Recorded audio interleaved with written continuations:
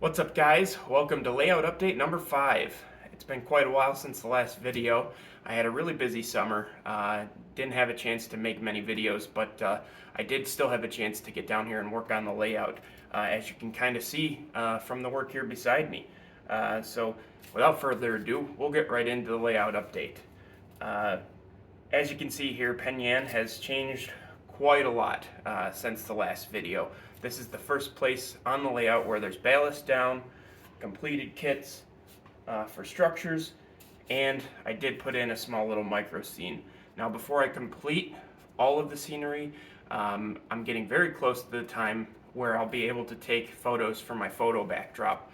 I just need the leaves in real life to turn a little bit more, which I'm anticipating hopefully should be in the next couple of weeks for the Finger Lakes region.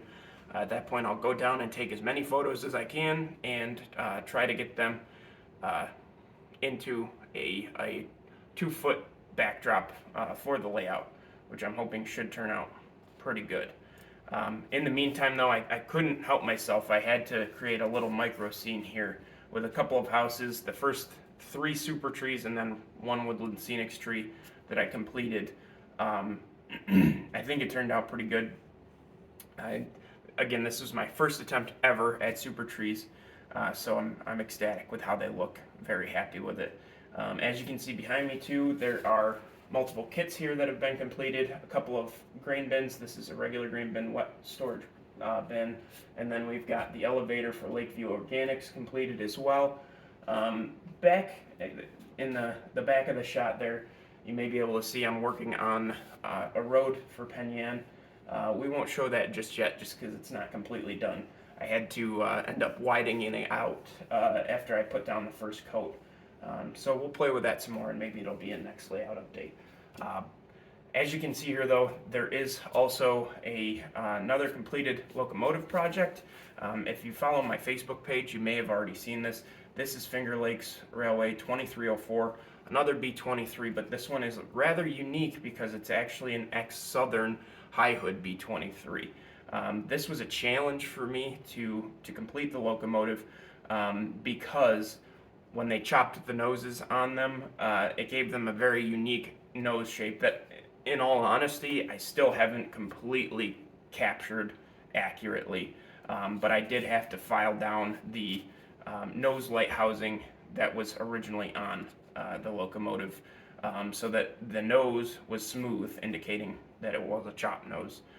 Even though the corners really aren't rounded as well as they are on the real thing, unfortunately, but it did turn out pretty well. It's got a couple other custom details. The decals are custom, and then I did have to repaint and redo the whole sill because the unit I used for this was an ex-Conrail B23 already in Finger Lakes paint, and had the anti-climber. So I got a new sill, repainted that, redecaled it, did all of the pilot detailing as well. This also got a scale sound system speaker, LED headlights, and deck-mounted ditch lights, and Lock Sound version 5 decoder. So everything sounds good, it runs good. I did also actually have to change to the trucks on it as well, to the different style. I'm not really sure, what each of the styles are called, to be honest, but it had the ones with more springs on the end of it. So I swapped those out so that was accurate to number 2304 as well. But this isn't the only place where we've got some updates, so stay tuned and we'll go check out the rest.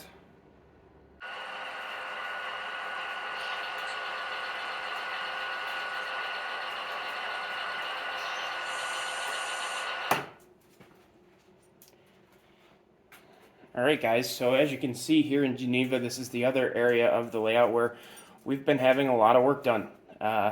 The two tracks here where there's locomotive stored are going to be the engine tracks, as you might imagine. I did put in a dedicated switch right here, just so that I could shut off those tracks in case there's ever a short. That way those tracks are just not powered if that ever happens. It also makes it so that it can be a heck of a lot quieter down here should there be a bunch of locomotives on. Most of what I have is ESU locomotives anyway, though, so they don't turn on until you turn them on, so that's not a very big deal to me. But it was nice to have the disable switch nonetheless. As you can see, as we pan to the left here, we also not only have a dog tail, but we have a completed yard here in Geneva. Every single one of the yard tracks is now in. It's all ready to go. There is a little bit of construction left to do behind the yard, as you can kind of see by the thumbtacks. That's where Suburban Propane is going to be. That's going to be a industry that's switched out by the Geneva yard job during op sessions. But as of now, the yard is all in. I've tested all the tracks. Everything runs very smoothly. As of now, all I need to do is get the turnout throws installed. Well, actually ordered and installed. I'm a little flabbergasted, not going to lie, by the prices of those. So I've just been kind of hunting around, trying to get them a little bit cheaper. I'm just using the Caboose Industries little plastic ones, nothing too fancy. This whole yard is controlled by hand throws. In real life, there's not a single automatic switch really on the Finger Lakes property. There is on the Corning secondary, which I model, but I'm also not going to bother doing an automatic switch there because it would literally just be one switch that's needed. But yeah, the yard's in. It looks great. I'm having fun. I have one more thing I need to purchase before I can really start to run op sessions, which is the little interface that goes between my NCE power cab and JMRI on a computer so that I can run a Y-throttle server. I did have that set up at one point, but I accidentally burnt out the PySprog that I had running the Y-throttle server. So it became necessary to replace that, which we're working on doing now. Once that's in, I should be able to actually start running a full operating train from Geneva Yard over to Penn Yan, which will be a lot of fun. In the meantime, though, plugging away at as much as I can here. In the next couple of months, I'm hoping to get more of my backdrops taken care of. I'm hoping to get some fascia done, and I'm hoping to get some of the track work outside of the Geneva and Penn Yan areas done as well. As you can kind of see here, right to the left here, I have a bunch of 2x4s that I was given from a friend who tore down a wall in his house that I'm going to use to start building the Canandaigua section of the layout. I'm not sure really how soon that's going to be, though. Kind of want to focus on a little bit more of the bench work that's already completed before I go into new parts of the layout. But I have the wood here that I'll need in order to do that when the time comes. So obviously, lots more to come.